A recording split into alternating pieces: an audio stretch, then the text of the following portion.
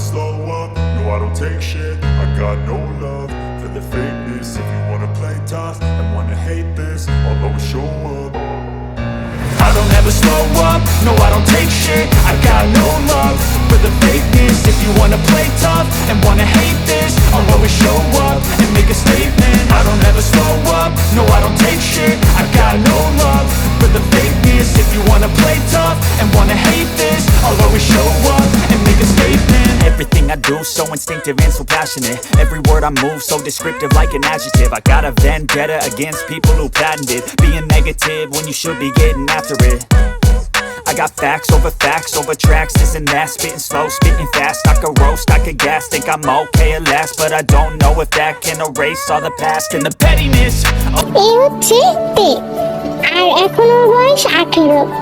আজ ও শুয়েছিল, তখন হঠাৎ ওর আম্মু এসে বলল তাড়াতাড়ি রেডি হতে, আজকে তোর গায়ে হলুদ। তে কিছুটা চমকে গিয়ে বলল, আমার গায়ে হলুদ মানে? তোর গায়ে হলুদ মানে তোর গায়ে হলুদ, আর কাল তোর বিয়ে।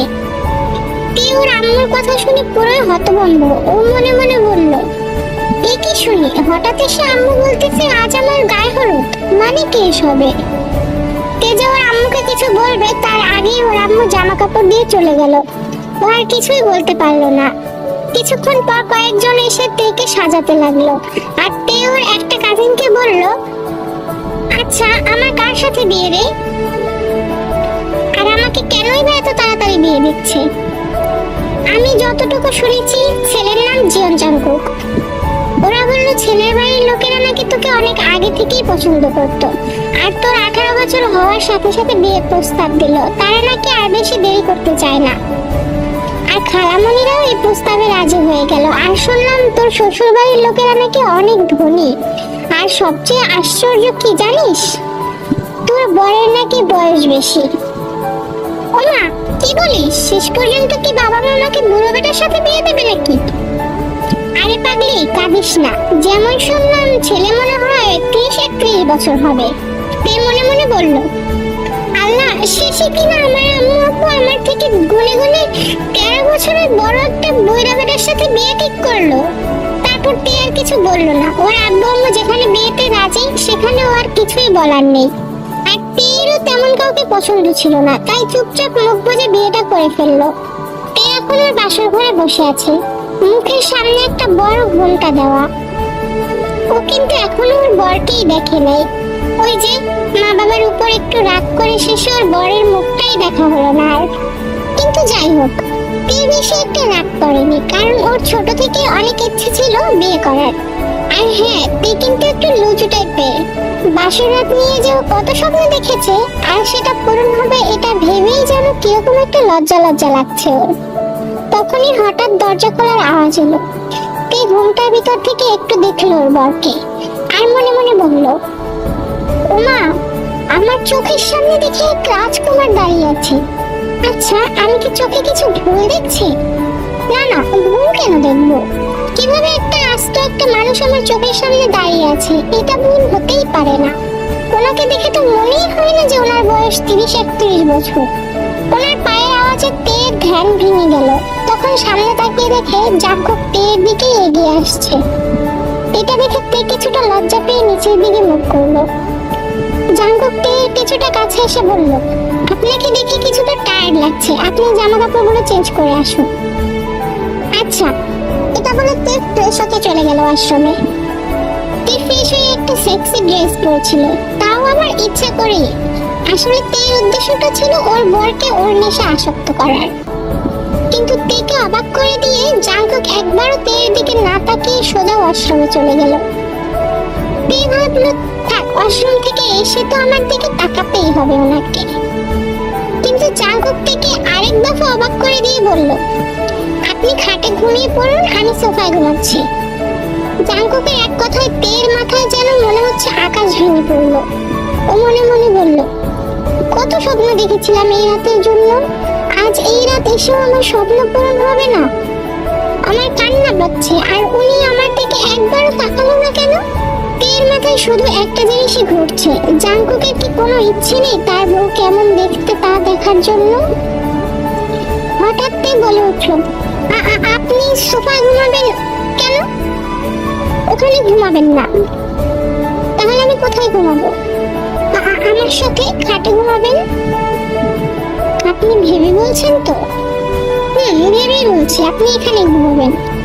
আরেকবার ভেবে নিন আপনি। আমি ভেবেছি আপনি এখানেই ঘুমাবেন। আচ্ছা ঠিক আছে। তারপর জাংকুক আর তে এক খাটেই শোয়, কিন্তু জাংকুক তাদের মাঝে একটা বালিশ দিয়ে রাখে। তে যেন এগুলো আর সহ্য হচ্ছিল না। ও মনে মনে বলল, আমি আমার এত বছরের এত সুন্দর একটা স্বপ্ন এক নিমেষে শেষ হতে দিতে পারি না। আমিও তে কিভাবে নিজের জিনিস নিজে আদায় করতে হয় সেটা ঠিক মতনই জানি। তারপর তে এক লাফে জাংকুকের শরীরের উপর উঠে যায় আর জাংকুকের শার্ট খুলতে থাকে। আরে কি করছেন? আর আপনি আমার ড্রেস কেন খুলছেন? আপনাকে বিয়ে করেছি কি আমাদের মাঝখানে কোলবালিশ দিয়ে রাখার জন্য? আর আমার মতো এত একটা হট সেক্সি মেয়ে আপনার সামনে, কিন্তু আপনি একবারও আমার দিকে চোখ তুলে তাকাননি। এত বড় অপমান, এত বড় অপমান আমি মেনে নিতে পারছি না। তাহলে তুমি কি চাচ্ছ? সবাই বাসার মতো যা করে আমিও তাই করবো, আর আমি এটাই চাই। ও রিয়েলি? আমি তো ভেবেছিলাম তুমি এখনো অনেক ছোট, আমাকে তুমি সামলাতে পারবে না, তাই আমি তোমাকে কিচ্ছু করিনি। কিন্তু এখন দেখি আমার শিকার আমার কাছেই ধরা দিচ্ছে। তাহলে এটাকে কি হাতছাড়া করা যায়? তে জাংকুকের কথায় কিছুটা অবাক হয় আর লজ্জাও পায়। So let's get started baby girl. Jungkook থেকে টান দিয়ে ওর উপরে উঠে যায় আর তে ড্রেস খুলতে থাকে এবং নিজের ড্রেসও খুলতে থাকে। তারপর জাংকুক তের ঠোঁট তার নিজের ঠোঁট দিয়ে দখল করে নেয় আর তের পুরো শরীরে কিস করতে থাকে আর মাঝে মাঝে বাইটও করতে থাকে। Jungkook, slowly please.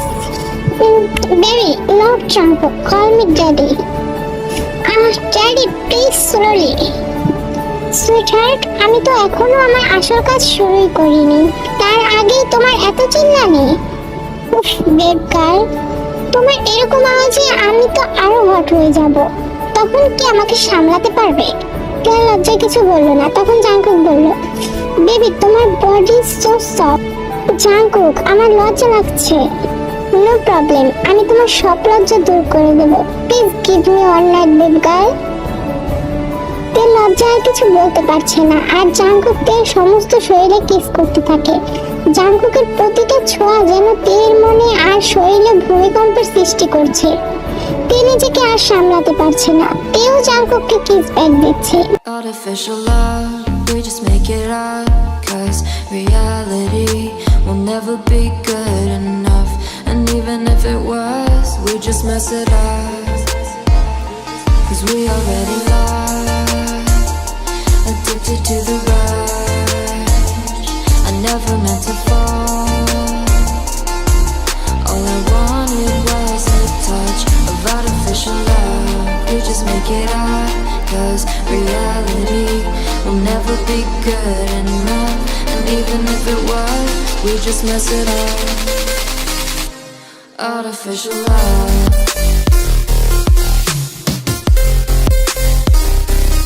Artificial love.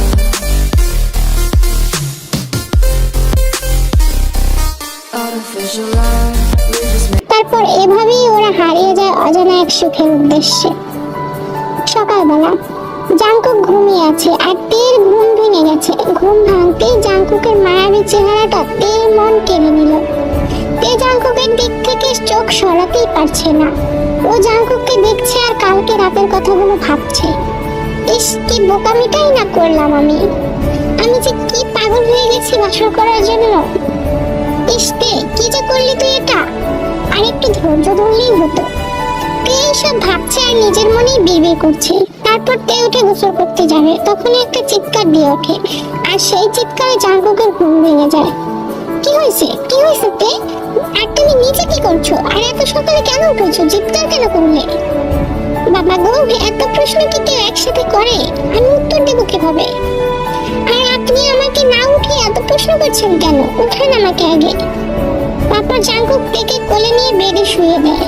কি হয়েছে সুইটহার্ট? তুমি কিভাবে পড়লে? আমার অনেক ব্যথা করছে, সবকিছু ধরে যাচ্ছে, আমি হাঁটতেও পারতেছি না। তাই একটু সুখ পেতে হলে তো এটুকু সহ্য করতেই হবে সুইটহার্ট। আর তাছাড়া তুমিই তো এসেছিলে আমার কাছে। হ্যাঁ মানে না, মানে ওই, হ্যাঁ বুঝছি। তাই বলে জাঙ্কুক থেকে কোলে তুলে নিয়ে ওয়াশরুমে চলে যায়, গিয়ে থেকে বাথটাবে শুয়ে দেয়। কোথায় ব্যথা করছে তোমার সুইটহার্ট? একটু লজ্জা পেয়ে বলে, আপনি জানেন না কোথায়? বুঝেন না কিছু নাকি? আচ্ছা, কিন্তু সুইটহার্ট, আমার যে আবার আদরে খিদে লেগেছে, কালকে রাতটাকে আবার ফিরে আনি, কি বলো তুমি? জাঙ্কুকের কথা শুনে তের মুখ লজ্জায় লাল হয়ে গেছে। জাঙ্কুকের আর বুঝতে বাকি নেই যে ও যা চায় তেও তাই চায়। জাঙ্কুক বাথটাবে নেমে তেকে জড়িয়ে ধরে পাগলের মতো ওর শরীরে কিস করতে থাকে। তে যেন এখন ওর নেশা হয়ে গেছে। জাঙ্কুক কিস করার সাথে সাথে বাইটও করতে থাকে। ওইদিকে তের কষ্ট হচ্ছে, কিন্তু তাও তে জাঙ্কুককে বাধা দিতে পারছে না। যতই হোক, কালকে অত বড় একটা ধকল যাওয়ার পর আবার সকালেই এইসব। তে কিছু না বলে ও জাঙ্কুকের সাথে রোম্যান্স করতে থাকে। জাঙ্কুকের সব আদর ওকে ব্যাগ দিতে থাকে। তাদের রোম্যান্স করা চলতেই থাকে।